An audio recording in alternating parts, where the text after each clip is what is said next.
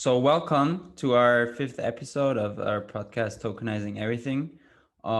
With me today is Kyle Sonlin, co-founder of Security Market Group and other security token related companies. Very established in the tokenization space, has his own podcast. So, I'm very happy to have him here today. Before I continue, I have to mention that everything in today's podcast is solely based on personal opinions and does not reflect the opinion of Amazing Blocks or any other involved parties. So yeah, but let's get started. Kyle, nice to have you. How are you? Thanks so much for having me, Nicolas. Excited to talk more about security tokens and how they can impact the international world. Yeah, it's a pleasure, to have such an expert like you today, and also kind of to bridge the gap between Europe and the US a bit in this market. I think from a technological perspective, probably not so much needed, but at least from a legal standpoint, a lot of differences. But yeah, let's get started. Maybe would you like to briefly introduce yourself to our listeners and viewers, and maybe continue. Sure. Yeah. My name is Kyle Sonlin. I'm the co-founder of Security Token Group. So Security Token Group is a company. We've got a couple different businesses in the security token space. The first is a consulting business that helps issuers figure out how to leverage blockchain technology as well as the financial crowdfunding opportunities here in the US as well as internationally, and how all those pieces work together between working with those financial service providers, working with your legal counsel, as well as brokers and all of these other pieces, issuance platforms, and how to integrate all those technology providers into your business. We also have Security Token Market, which works on aggregating data of the industry, both from the primary side in terms of what businesses are raising money, as well as the secondary side in terms of how these assets are performing on the secondary market. And we also create research reports, analysis, and media around the industry, really just focusing on driving adoption towards the industry. And so we have that consulting as well as the media. And between those two businesses, we certainly have plenty on our plate. So we love to focus on security tokens. We're based here in Miami, Florida. So we love the warmth. We love the East Coast here in the United States. But we also have a very big focus on international development and how we can work as a whole world in terms of this industry and work on a global financial system, which is really what is the promise of blockchain and tokenization. Mm-hmm. Yeah, a great intro for our listeners. I think now they can see that you're a true pioneer status and expert status in this space. Yeah, so maybe can you give our readers a brief overview of how you got started with technology and how you got into the tech space?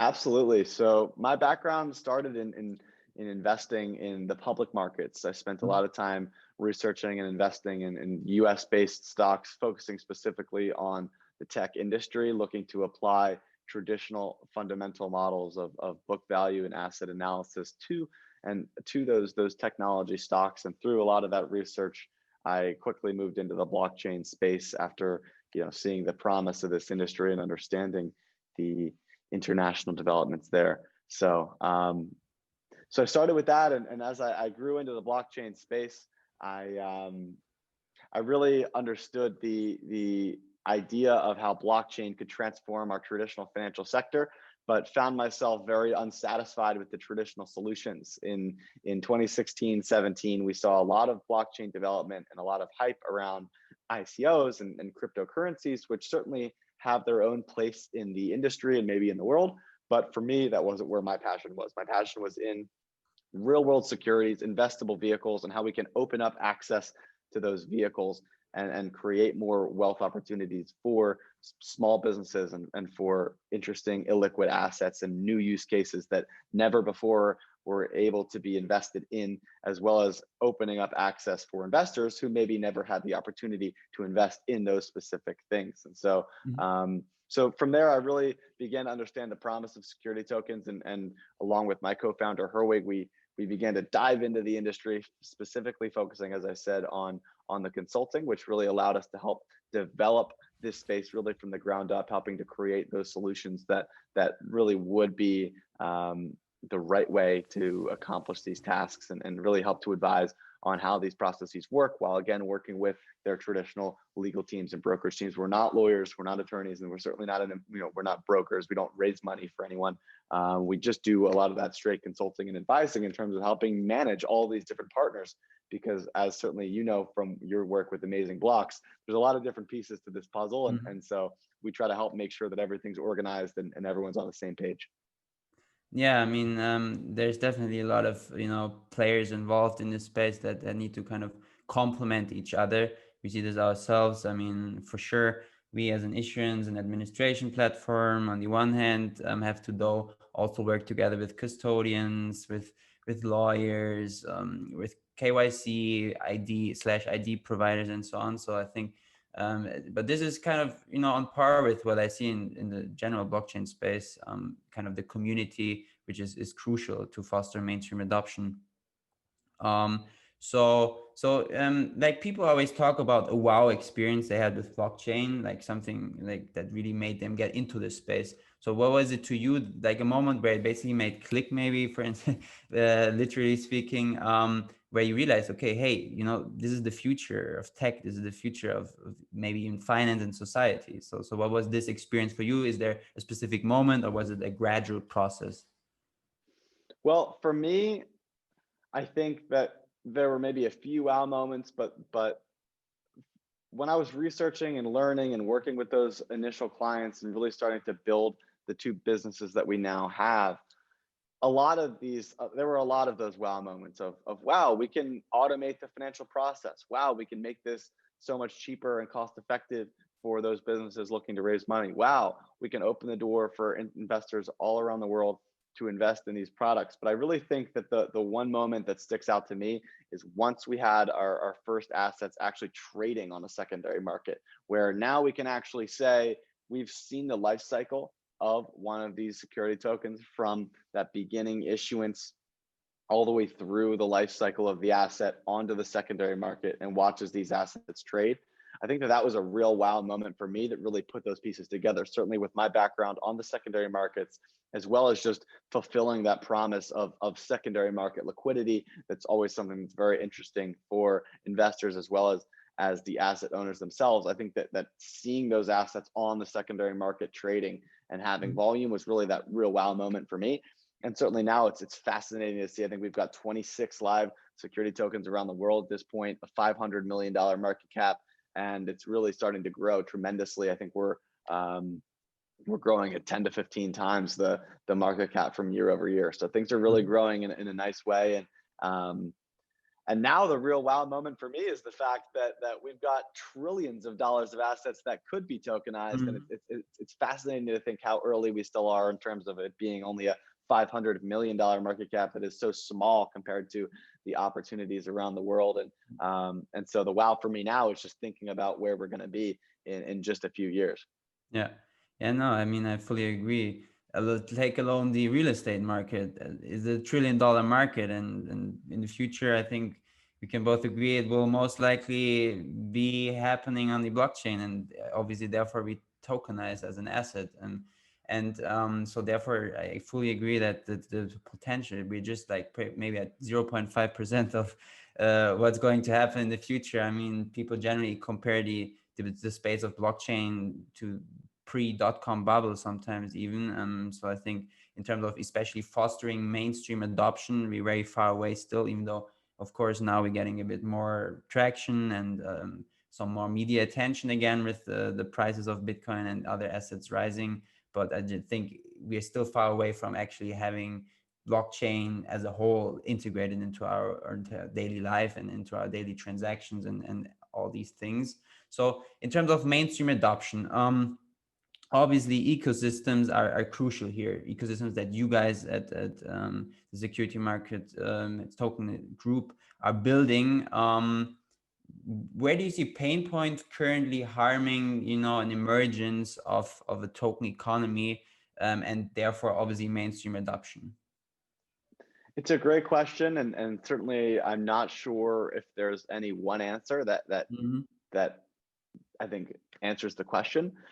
I think that there may be a few different pain points that cause issuer adoption struggles. The first one is that we I think this is something that we've seen a lot of developments in Liechtenstein as well as in a lot of different countries in terms of standardizing the definition for what a security token is and how it functions and is treated legally and from a financial perspective, and really understanding, okay, what are we dealing with here so that we can work with everyone else around the world.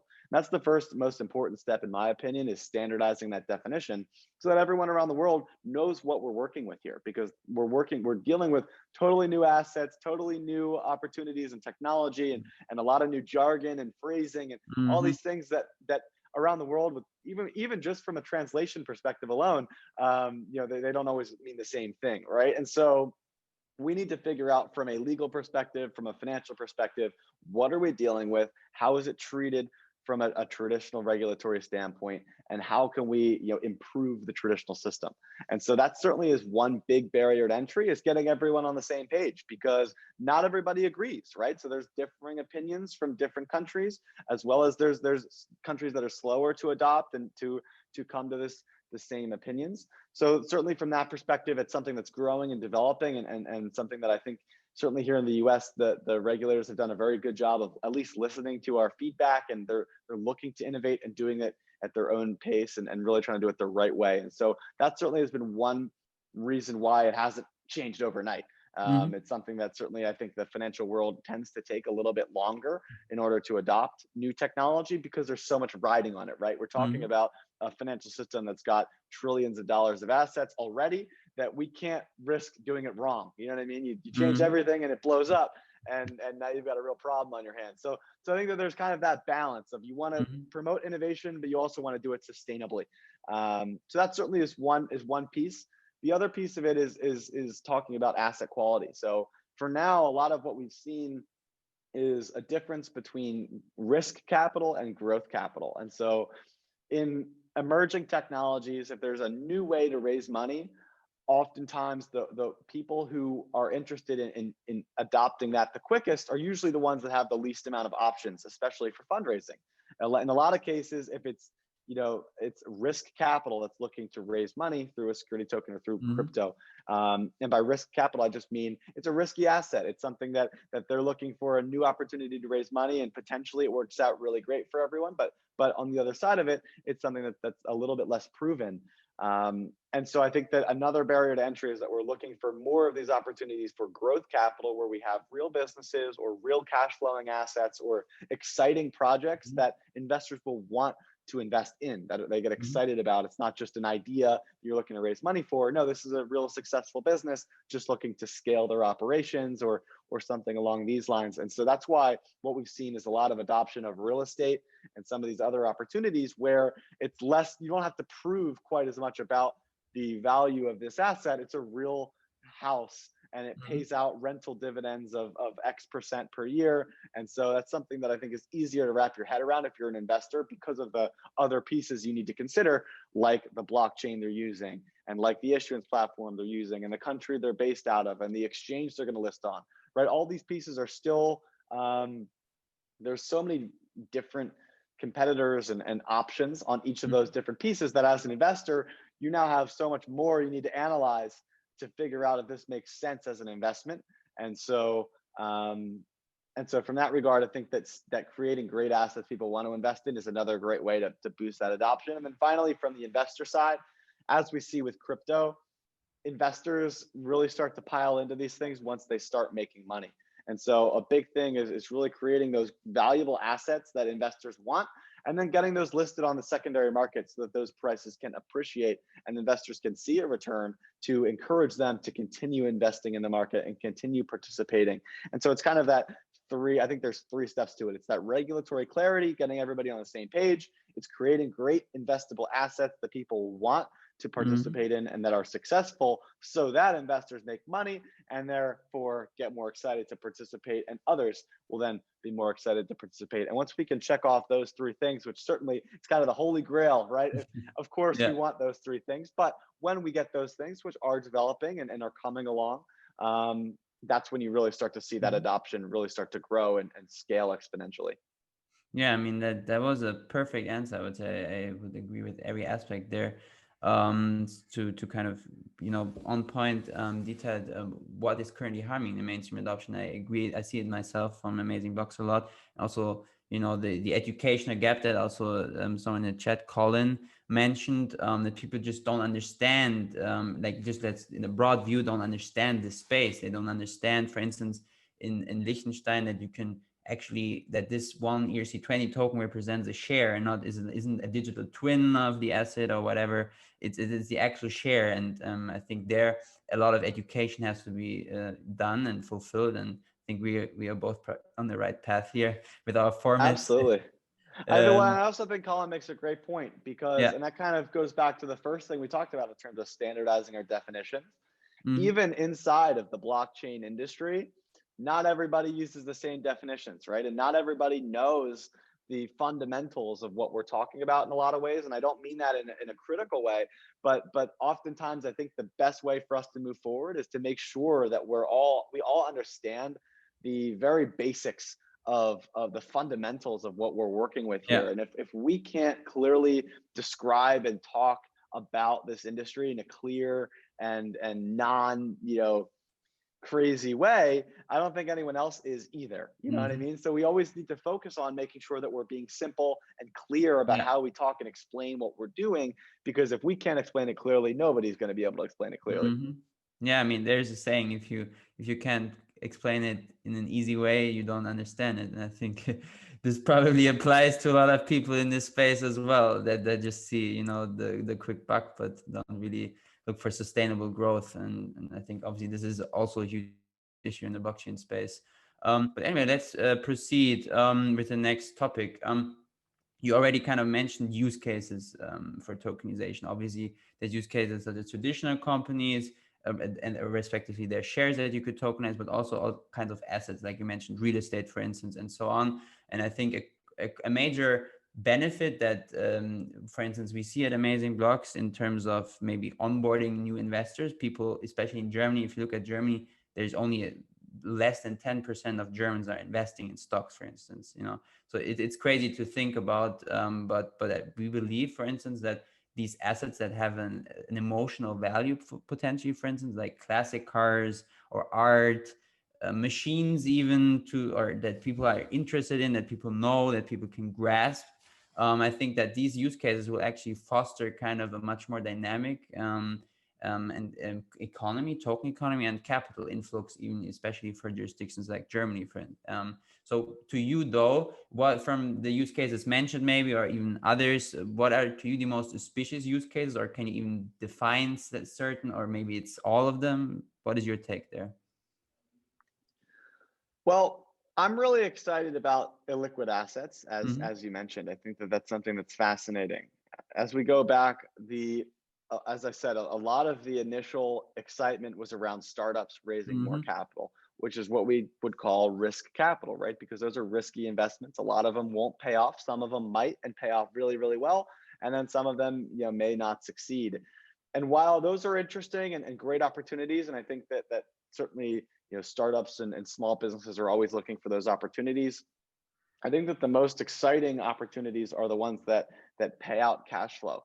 Mm-hmm. So when we're talking about equity in companies, I get excited about small to medium sized enterprises that are generating cash flow, that are making money, that are running a profitable business, but maybe they aren't making enough money to open a second store or Yeah. to launch a new business or a new factory that might expand their operations by 5 or 10 times if they had a second store or a second factory or a company car or whatever it might be for a Mm-hmm. specific small business. That might transform their company and allow them to make a tremendous headway into scaling their operations, but they don't have the opportunity because they don't have enough money through their profit centers. And it's incredibly difficult to get a line of credit or a loan from a bank, especially for a small business that might not have, a long credit history or something along those lines. So Mm-hmm. I'm fascinated by the idea of small chains, local chains of businesses, or any kind of small company that has a, slightly bigger than a startup, or Mm-hmm. slightly more established, but maybe still a family business, or a small company that's got 50 employees or something like that, that doesn't necessarily have access to capital that they can scale. that now potentially has this opportunity where investors can see some of that cash flow, right? If they're making profit, then investors could potentially get some dividend piece of it or some opportunity there, as well as seeing the equity of the business as it grows, allowing that business to scale much more effectively. So that use case from an equity perspective, I think, is the most fascinating, not only because of the fact that it's a great opportunity, but because it's most underserved. That, if you're a big company, you can go public on the stock market, or you can, raise privately from venture capital funds and do a lot of these solutions, which may get disrupted by security tokens in the future, but at least they have other options. For small to medium sized businesses, they really don't have any options at all. And so that's why I'm inspired and excited to work with those kinds of companies, because we're creating a new opportunity for new small businesses that, especially right now in 2020, are really feeling the pain more than anybody else, because of the fact that they've had to, subject to a lot of the quarantines and a lot of these issues that have really hurt the small businesses that rely on those day-to-day customers, because they can't get a loan or they can't get investments. They need that money from just walk-in traffic. And so small to medium businesses, I think, is a use case that gets me very excited, and I'm passionate about as an entrepreneur. I understand the hustle and the struggle that those companies go through.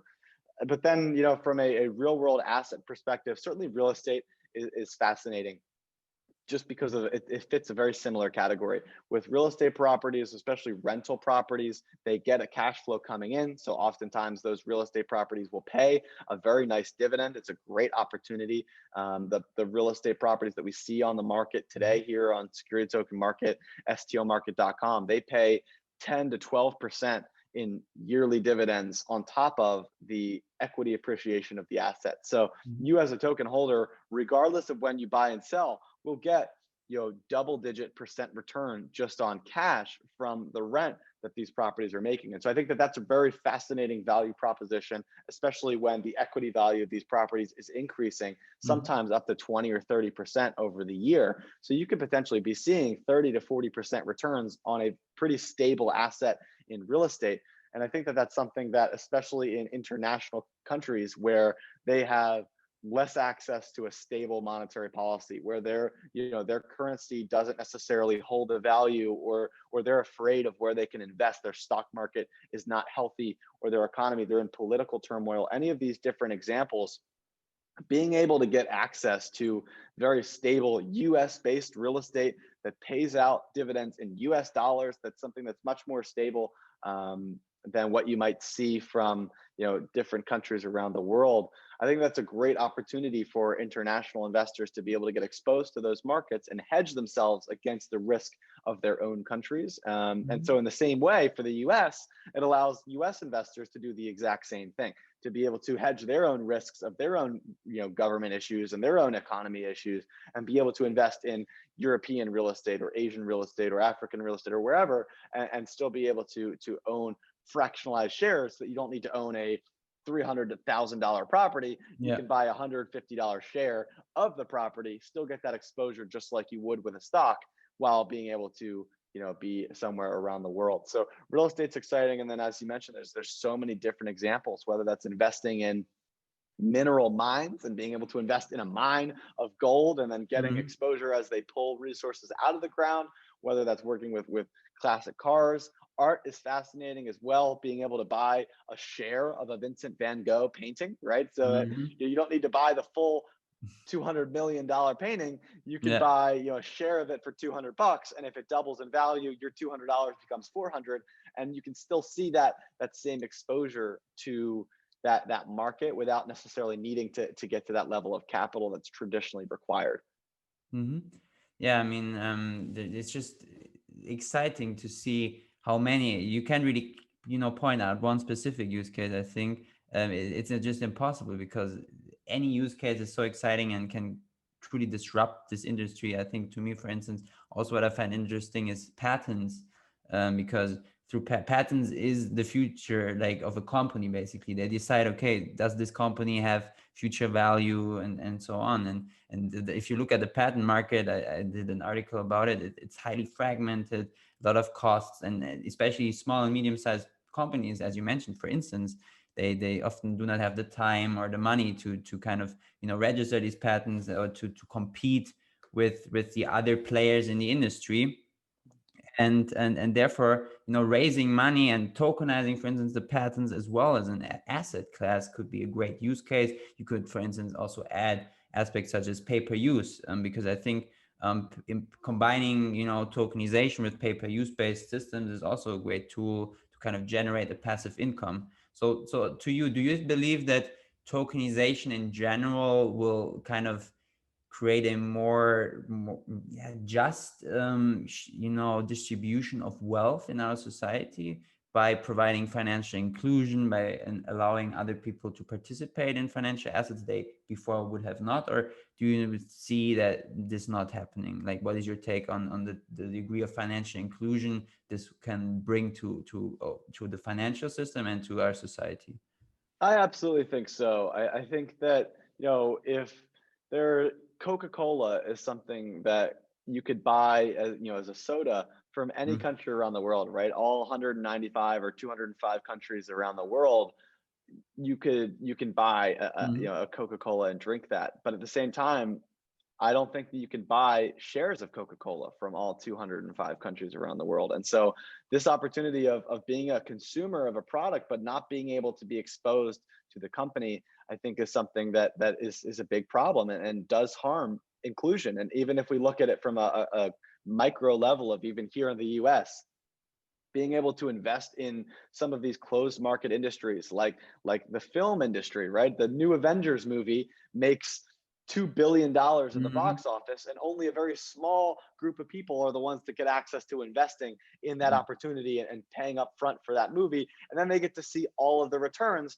Think about the awesome works in art and movies that we could create if somebody could go to the general market and be able to raise money from outside investors and be able to do it that way, and then share the wealth with everyone around the world. So I absolutely think that this promotes financial inclusion. I certainly even know this is an anecdotal evidence, but mm, I was looking to buy shares of Samsung stock at one point, way back in the day, and it's traded on the an Asian market. It's on the South mm, Korean stock market. It's not traded here in the U.S. And so for me, back at that time, I wasn't very familiar with trading on the over-the-counter markets, and so I actually decided not to participate just because of the fact that it was a little bit more difficult. There was some additional friction there, and so I was left out. I did not participate in that, and I can only imagine the exact same thing that happens with investors all around the world, mm. for companies all around the world. And so creating this standardization layer of a security token where one security token is the same as another and everybody can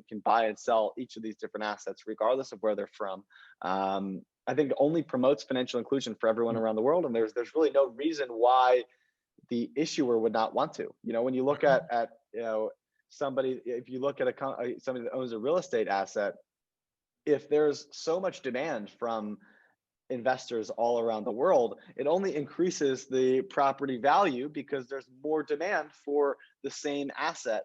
And so for the owner of the asset, their price increases. They can make more money by opening the door to more investors. And for the investors, they get more access to new asset classes and new opportunities that they may not have been exposed to. So Mhm. I really do feel like it's a kind of a win-win Yeah. for both sides, and it really just promotes a healthier economy for the world, especially in the internet and tech age. We don't, you don't look on Facebook and add somebody on Facebook or follow someone on Twitter by looking at where they're from, right? Yeah. We all engage with each other around the world, and so there's no reason why our economies don't really work the same way, Mhm. in my opinion. Yeah, I think this was a great point that you mentioned here, especially at the end. It's so true. Like, to kind of have this synchrony between society and economy. I think this is a core benefit that tokenization can bring to the table. And um, like you talked about standardization as well, a core topic in the tokenization space. And obviously, if you look at the current industry, it's highly fragmented. So from your experience in the market, and I mean, like, you have a broad overview of the entire tokenization space, and like, what are to you like interesting developments in terms of addressing the issue of standardizing the market? What to you is like the most exciting developments here, maybe, or what needs to be done? What is your vision for this topic? Well, that's why I really like blockchain. So working with security tokens, a lot of the a lot of what we spend our time working with is financial regulations, not necessarily the blockchain technology. I spend a lot of my time researching the crowdfunding rules and regulations here in the United States as well as internationally in terms of what is allowed. And again, with the standardization piece, it's Mhm. standardizing the financial concepts to help regulators and lawyers and all these other pieces that we work with understand the industry.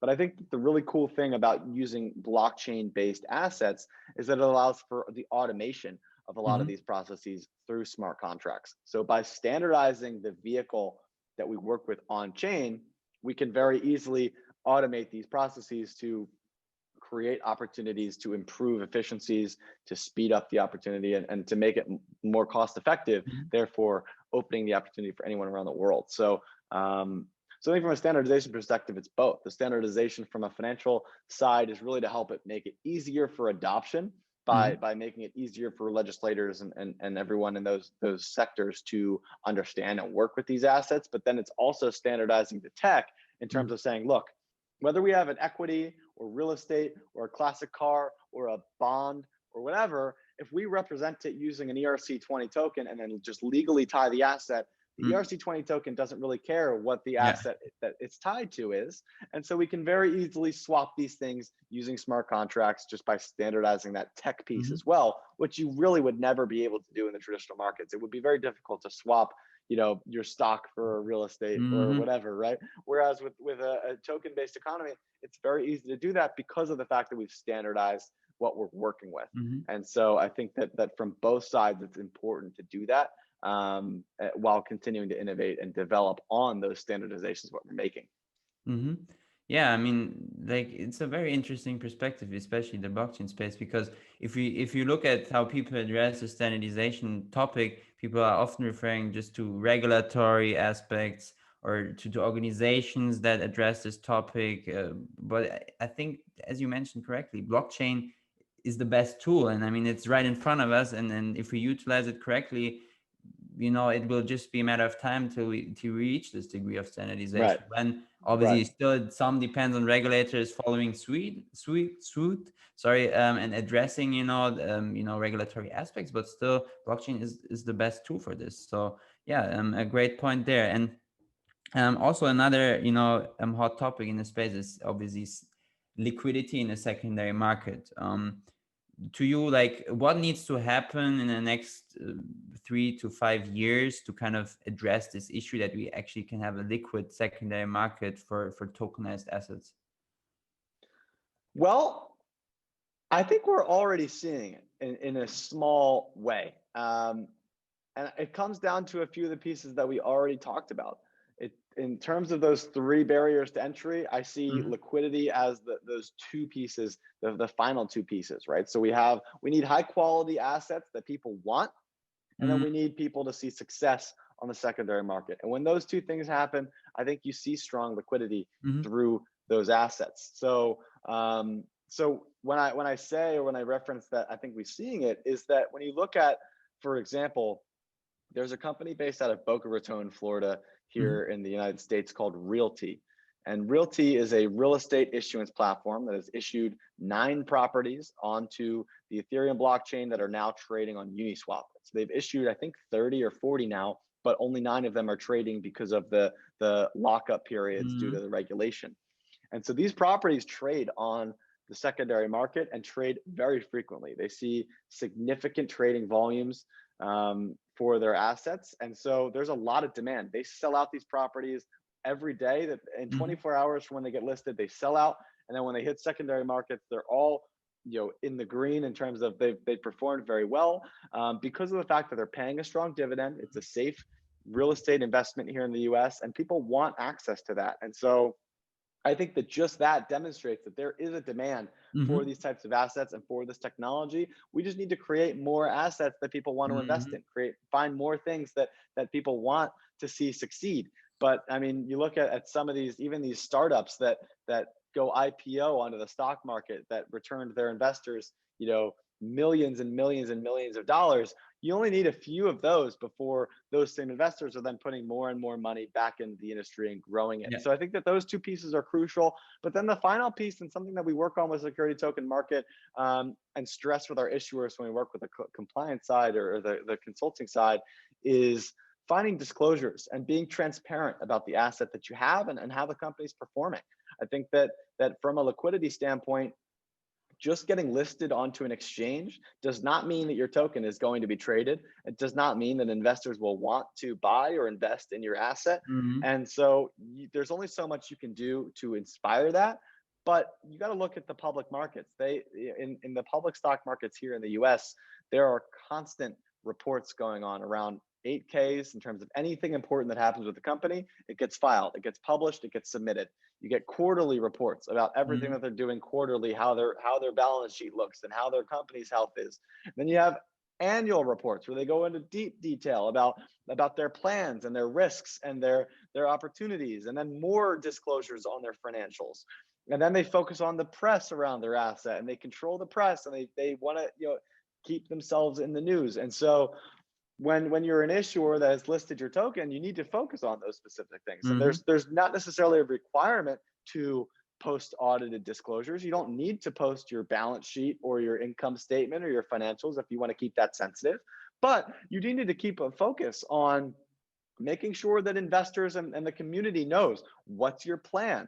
How are you Hmm. going to scale this business? Why should I invest? Right? These are important things that need to be constantly updated and disclosed about what's going on with your business. And you can't take that lightly. That investor relations piece is crucial. And it's still something that I think we're lacking in the industry Yeah. for the most part, is that really transparency of, here's the blockchain we're using. Here's why we're using this blockchain. Here's our underlying asset. Let's even dive into the underlying asset. A lot of times I talk to people who say, hey, Kyle, we went on your website, stomarket.com, and I wasn't sure about what, I wanted to do more research on these specific assets, and your site's the only place that I could find any information on Hmm. this specific asset.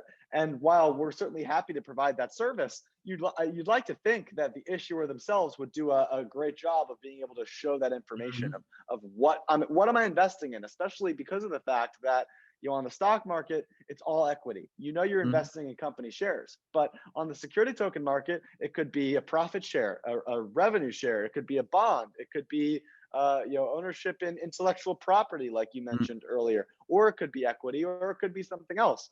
And so the companies themselves, the issuers themselves, need to focus on making that stuff transparent so that investors know what they're buying. If investors Hmm. don't know what they're buying, they're going to be very hesitant to actually purchase. And that hesitation is what causes that lack of liquidity, in Yeah. my opinion, in a lot of ways. So it's about bringing great assets to market. It's about helping them succeed. And then it's about making sure that we're clear and transparent about what these things are so that investors can feel confident in participating. Yeah, I mean, it's like this educational gap. I think keeps coming up that people need to know what they get out of it, what the benefits are, Right. and I think there, I can say that I think that we at Amazing Blocks are actually on a quite a good path. We decided to kind of release these use case based articles, for instance, which I'm writing, and I think that we've been seeing a lot of interest afterwards when we, for instance, talk about a special, Mercedes-Benz car or Porsche car, and their value as a classic car throughout has risen throughout the past, years. And if you compare this transparently to traditional assets, for instance, it's sometimes crazy to see how much better these assets actually perform. So I think we can really expect, in the future, the tokenization of everything. Like also meant the topic of our podcast. So anyway, last but not least, something obviously you cannot give a definite answer to. I know this, but it's just interesting to always, get an answer here from my guests. Is where do you see blockchain and tokenization in 10 years from now? 10 years from now is fascinating because Hmm. it's so far in the future. And when we look Yeah. at 10 years ago, how much we've changed and developed. But um, I see that in 10 years, this is absolutely a viable option for a lot of assets that have never before had any semblance of liquidity, have never had the opportunity to open themselves to new markets. I think that this provides a tremendous opportunity for smaller financial systems and growing countries that are looking to be tech focused, that are looking to provide a platform for opportunity, for innovation, for companies, especially when we're talking about standardizing all of these things. That's been a common theme of this conversation. If we're standardizing all of these regulations and all of these assets and all of these different pieces, then it makes it very clear for new growing economies how to comply with US regulation and EU regulation and all of these different pieces so that they can also work in collaboration with those global economies and really provide themselves with a great platform to be able to succeed and thrive. And I think that was something that was always very difficult for the traditional markets, where the New York Stock Exchange doesn't really open its doors to anyone, whereas if we have a US based security token exchange, that could take assets from anywhere around the world, because we've made it very clear what you need to check off, and as long as you've cleared all of those pieces and you've kept that same standardized system, anyone would be able to work with these things. And so so I see this as a multi-billion-dollar industry by the time in 10 years, certainly. I see there's tremendous adoption, but who knows if it's going to be through the Ethereum blockchain or if it's a new blockchain Mm-hmm. that ends up succeeding on that front. Who knows? There could be so many different pieces that change. I think that the one thing that does stay is this opportunity for fractionalized ownership and global inclusion into the financial markets. I think that it's going to be something that really in 10 years, companies really consider whether they want to raise money privately or whether they conduct a security token offering. I think it's Yeah. going to be absolutely competitive compared to any of the traditional solutions, because of the fact that with automation and smart contracts and all these pieces, we can do it so much more cost effective than what you'd see from traditional solutions, and that's only going to continue tremendously moving forward. Mm-hmm. Yeah, I mean, that was a great, final here to our interview. Kyle, really, it was great to listen to your immense, in-depth knowledge in the space. And it's always crazy, there's a lot of people that clarify themselves as experts, but that today I think we truly saw that you are indeed an expert. Just, I have fun with it. It's your words, not mine. I just really enjoy the industry. I'm happy to be a part of yeah, it. In any way that I can help, certainly anybody reach out to me. I'm a big Twitter guy, so follow me on Twitter, Kyle Sonlin. And let's chat. Let's have a conversation. And I'd love for someone to teach me something. I like to learn new things about new countries, jurisdictions, and their regulations and new assets and all these things. It's all just fascinating to me. I'm a student of the game. yeah, I mean, that's a very humble answer, but even it's perfect. Yeah, it's a perfect final. So Kyle, thank you very much for being here on today's interview, and yeah, enjoy the rest of your day. I think it's still in the early stages in comparison to where I'm at. So yeah, you still have the Friday ahead of you. So good luck with everything, and it was great to have you. Thanks so much, Nicholas. I appreciate it. Likewise. So, and to our listeners, thank you also for listening to this podcast or joining us via Zoom. If you're interested in knowing more about amazing blocks, feel free to connect with me on LinkedIn, send me an email, or reach out on our website and request documents. And thank you for being here, and see you next week.